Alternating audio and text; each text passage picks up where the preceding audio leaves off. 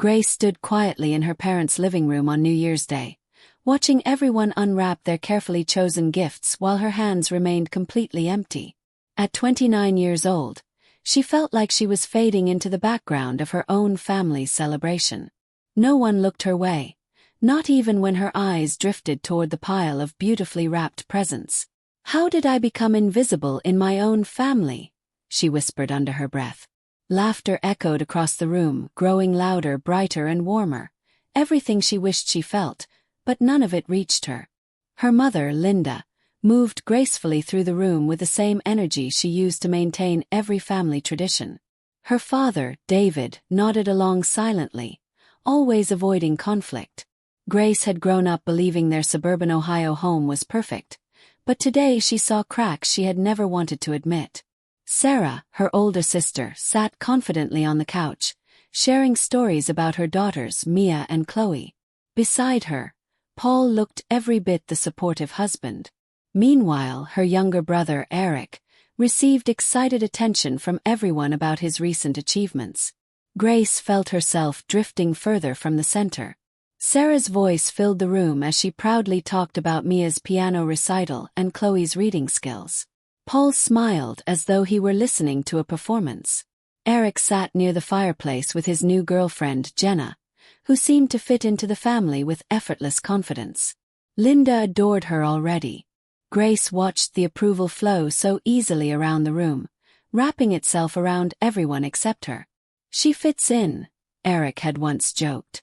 The words replayed in Grace's mind now, sharp and cutting. She wondered if anyone noticed her quiet presence, or cared that she felt alone.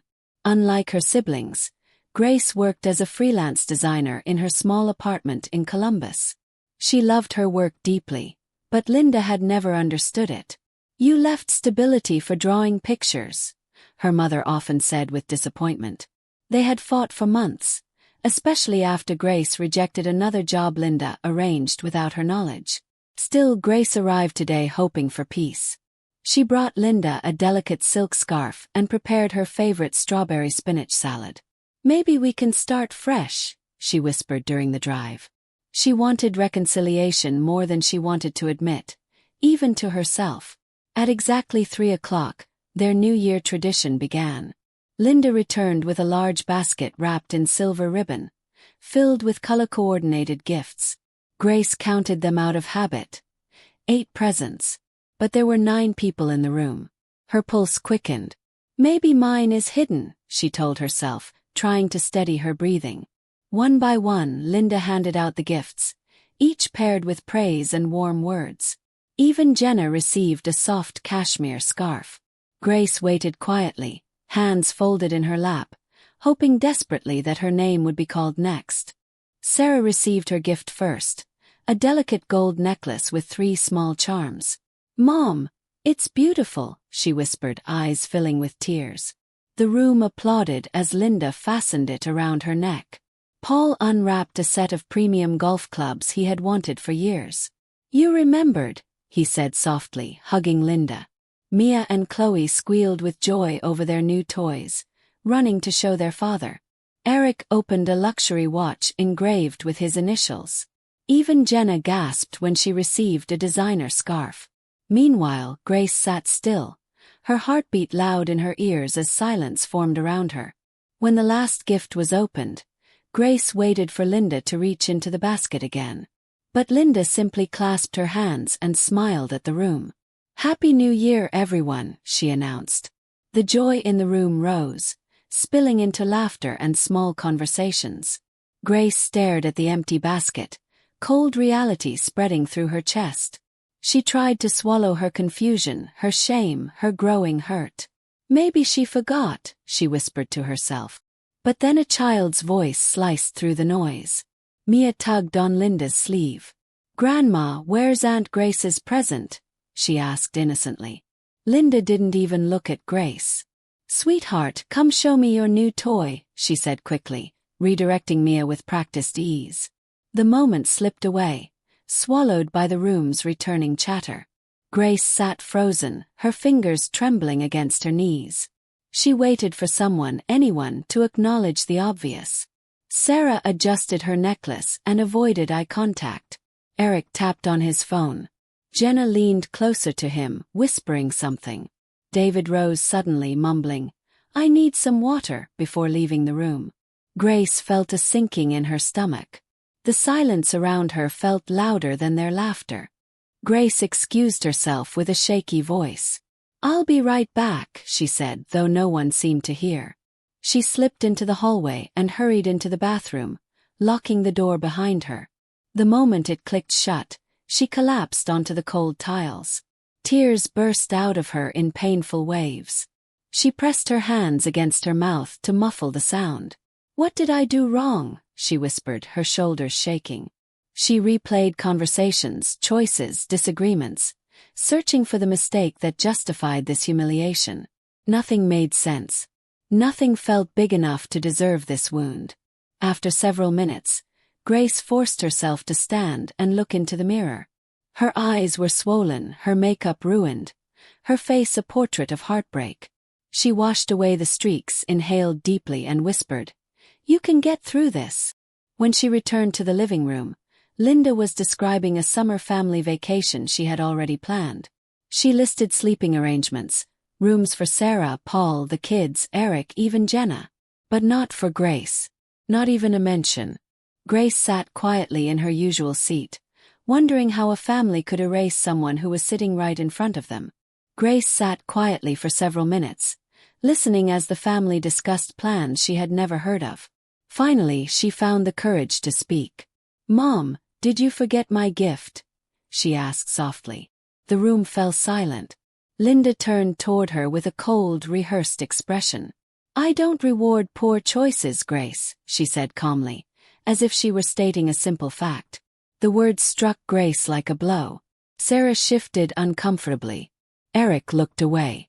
Jenna pretended to check her phone. Grace's breath hitched, the pain too sharp to hide. She whispered, "Poor choices. What does that mean?" Linda folded her arms. "You're 29 with no real career, no husband, no children, no direction.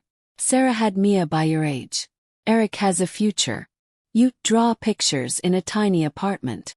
Paul stared at the floor. Sarah bit her lip. Eric said nothing. Grace tried to speak, but her voice shook.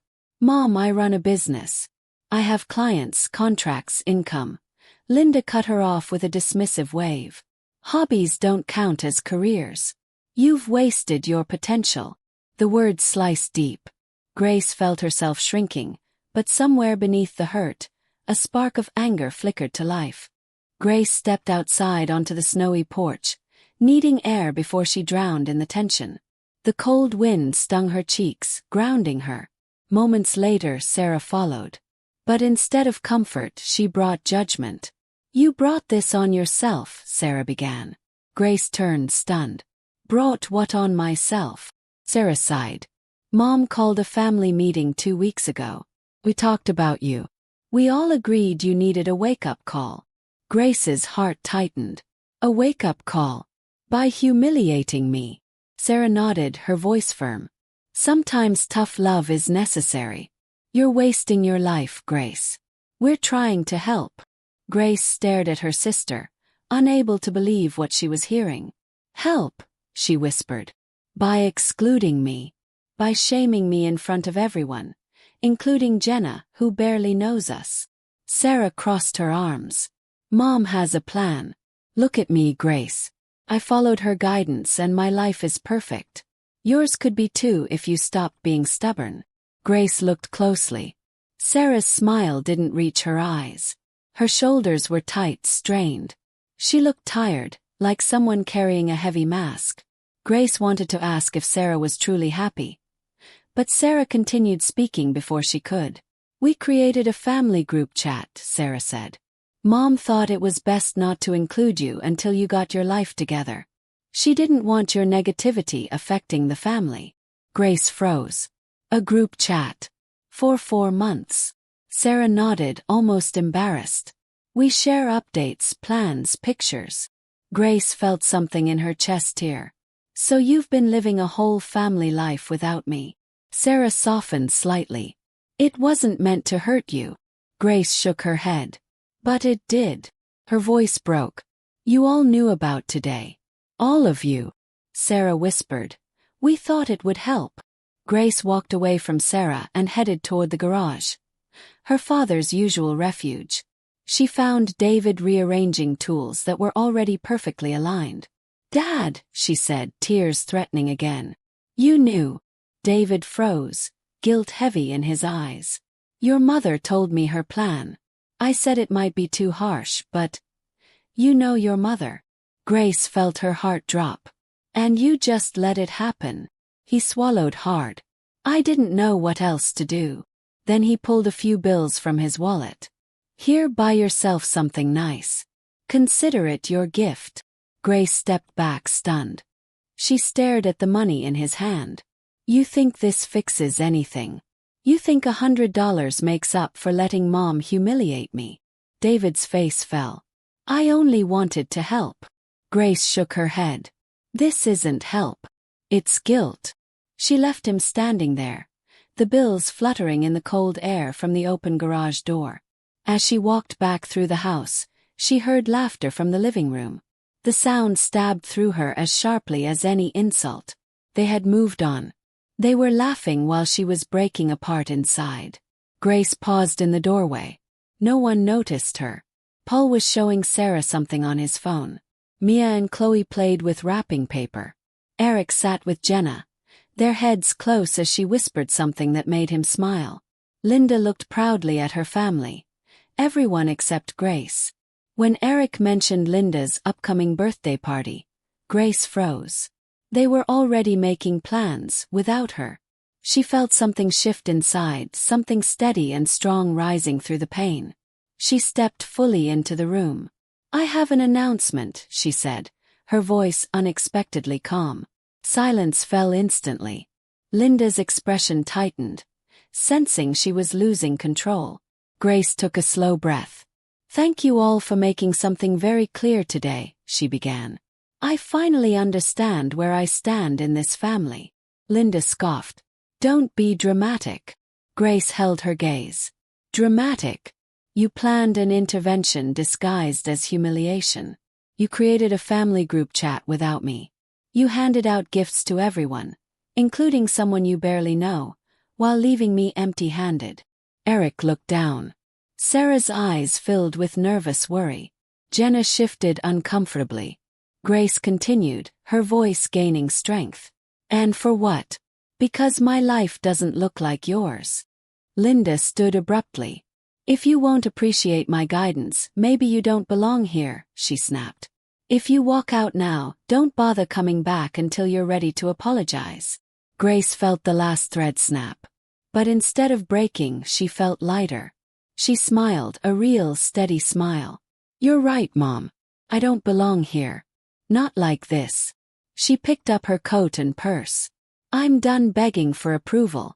I'm done shrinking to fit your expectations. She opened the door. You could have given me a handwritten card, a simple sign I mattered. But you couldn't. So I'm giving myself something better. Freedom. Snow drifted softly onto Grace's hair as she stepped outside. Behind her, Linda's final words echoed through the doorway. If you leave now, you're no longer welcome in this home. Grace paused only long enough to whisper, That's the plan. Then she closed the door gently. Not slammed, not angry, just finished. The cold air shocked her lungs, but it felt cleaner than the suffocating room she had just left. She walked to her car with shaking hands, unsure if she was trembling from heartbreak or relief. As she drove away, tears blurred the road, but something inside her had come alive. The first month after leaving was the hardest. Grace blocked her family's numbers, deleted social media, and threw herself into her design work.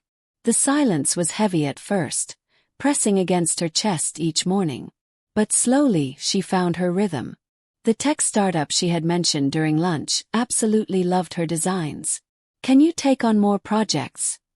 The CEO asked during a Zoom call. Your work is brilliant. Those words, simple and sincere, felt like water to a thirsty plant. Soon he referred her to 3 other companies. Her workload doubled in 2 weeks. With her growing income, Grace moved from her cramped apartment into a bright loft in the short North Arts district. Exposed brick walls, tall windows, and open studio space. It felt like stepping into her own future. She set up her workspace by the window, letting sunlight pour over her sketches and color palettes. This feels like home," she whispered, running her fingers along the desk she'd built herself. Without her family's judgment hovering over her, she found herself taking creative risks she used to avoid. She applied to a national design competition, something she once feared she wasn't good enough for. Her creative confidence grew, and so did her world. She joined a pottery class on a whim, just to try something new. The instructor, Ruth, an older woman with silver hair and gentle eyes, seemed to sense Grace's hidden wounds. "Some families break you," Ruth said one afternoon as they shaped clay. "Other families, you build along the way."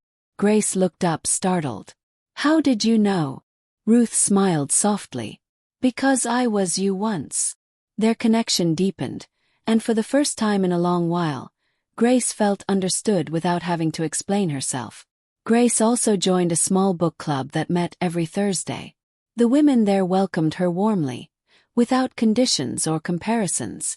They laughed loudly, shared their struggles openly, and never once made her feel lesser.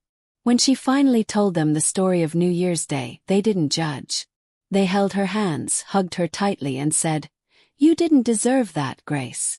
Their kindness softened parts of her she thought were permanently damaged.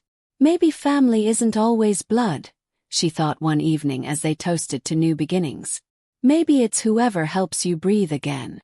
One afternoon at a cozy cafe, Grace met Mark, a software developer with kind eyes and a quiet charm. He noticed her sketching at the corner table and asked, "Mind if I watch? I love seeing ideas take shape."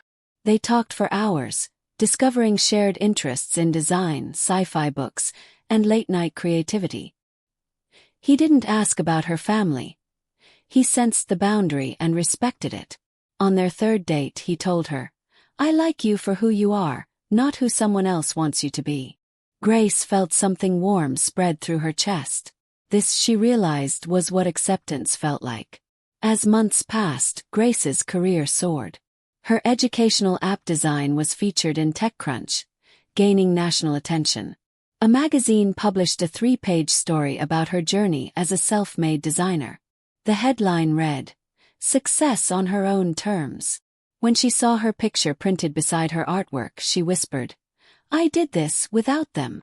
Her inbox exploded with new opportunities.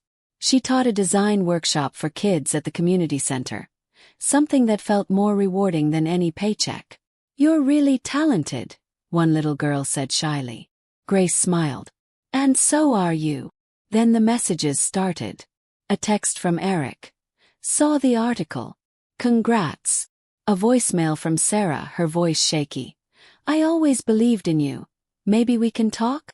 Even David emailed, saying he was proud. But the most surprising message came from Linda. A long Facebook message with no apology, just sudden interest. "We should reconnect. Your recent accomplishments are impressive." Grace stared at the message for a long time. They had ignored her for 6 months. Now that she was successful, they wanted her back. She closed the message without replying. They hadn't earned her response. A year after that painful New Year's Day, Grace hosted her own celebration. She called it her chosen family feast. Her loft glowed with warm lights and mismatched chairs. Ruth brought handmade bowls. The book club arrived with wine and laughter. Mark's sister flew in to meet the woman he spoke about endlessly. Susan, Grace's aunt whom she hadn't seen in years, brought fresh food from her farm and hugged her tightly. "I'm proud of you," she whispered. Grace's heart felt full. Every person in the room was someone who had chosen her, not out of obligation but out of genuine love. At the end of the night, Mark stood and cleared his throat. "I wrote a letter," he said, holding a small envelope. "But I think I'd rather show you how I feel." He knelt down on one knee. Grace gasped, hands flying to her mouth. The ring was simple, beautiful, meaningful. His grandmother's. "Grace," he said softly, Will you build a life with me? A real life, where you never have to shrink who you are. Tears rolled down her cheeks. This time they were tears of joy. Yes, she whispered. 1,000 times yes. News of Grace's engagement spread quickly. The next morning Sarah called again, this time crying softly. Grace. I'm not okay, she admitted. Grace hesitated. What do you mean? Sarah explained how perfect motherhood and marriage looked on the outside but suffocated her inside. Mom expects me to be superhuman, she whispered. I've been hiding anxiety pills in my closet. Richard barely listens anymore. The girls are struggling. I feel like I'm failing. Grace listened quietly. For the first time she heard her sister as a person, not the golden child. You're not failing, Grace said gently. You're drowning in expectations. Sarah asked if they could meet. They met at a small cafe downtown. Sarah looked exhausted, her eyes tired, her voice trembling. I'm so sorry for what we did, she said. I thought Mom's plan was right. But watching you build your life, I see now how wrong we were. Grace nodded slowly. I didn't want to leave the family, Sarah. I just couldn't survive the way things were. Sarah reached across the table. I envy you, she whispered. You left. You chose yourself. I wish I were that brave. Grace squeezed her hand. You can be. Any time you want. A week later, Grace ran into Linda at the grocery store. The aisle was quiet, almost frozen in time. Linda's face changed quickly. Surprise, anger, something like regret. She stepped closer. Grace, we need to talk, she began. Grace raised her hand gently. Mom, I forgive you. Linda blinked. You do. Grace nodded. Yes, I don't want to carry anger anymore. But forgiveness isn't the same as going back to how things were. Linda frowned. Family should stay together. Grace shook her head. Family shouldn't break each other to pieces. Linda's mouth tightened, the argument building. But Grace walked away. Grace didn't look back as she pushed her cart toward the next aisle. She felt lighter, not because her mother changed but because she had. She no longer needed Linda's approval to breathe. She no longer needed to shrink to be accepted. She was her own person, a whole person, whether her family recognized it or not. Later, as she placed groceries into her trunk, she whispered, Forgiveness is for me, not for them. Snowflakes fell around her again like the day she walked out. Only this time she didn't feel alone. She felt free. Wedding planning began, but Grace refused the traditional expectations Linda once pushed. There was no country club, no designer seating chart, no orchestrated perfection. Instead, she and Mark chose a quiet ceremony on Aunt Susan's farm, surrounded by people who had chosen them with open hearts. Susan cried when Grace asked her to walk her down the aisle. You saved me when I thought I had no one, Grace said. Susan replied softly. You saved yourself. I just gave you a place to land. Grace knew she wanted her life built around people like this. Real, loving, free. The wedding day arrived with golden morning light stretching across the open fields. Guests sat on wooden benches decorated with wildflowers Susan grew herself. Ruth placed handmade pottery along the reception tables, each bowl unique, just like the people Grace now considered family. As music played, Grace walked toward Mark, her dress simple and elegant. In his eyes she saw admiration, not for who she was supposed to be, but for who she truly was. When they exchanged vows, Mark whispered, Thank you for being you. Grace's voice broke as she answered, Thank you for seeing me. During the small reception afterward, laughter rose through the warm summer air. Grace felt a peace she had never known. There were no forced smiles, no silent comparisons, no hidden judgments. Joy. Sarah attended quietly, sitting in the back. She couldn't stay long, her life was still tangled, but she hugged Grace tightly afterward. I'm proud of you, she whispered. I'm trying to find myself too. Grace smiled. I'll be here when you do. As Sarah left, she wiped tears from her eyes. Not from sadness, but from the first spark of hope she had felt in years. Linda never came. She never emailed, never called. Grace thought that might hurt, but standing there with her new husband and her chosen family, she realized something profound. She didn't need Linda's presence to feel whole anymore. She didn't need the approval she once craved like oxygen. She had built something better for herself, a life full of people who celebrated her, not tolerated her. A life where love wasn't conditional. A life where she could finally breathe without fear of disappointing someone who refused to understand her.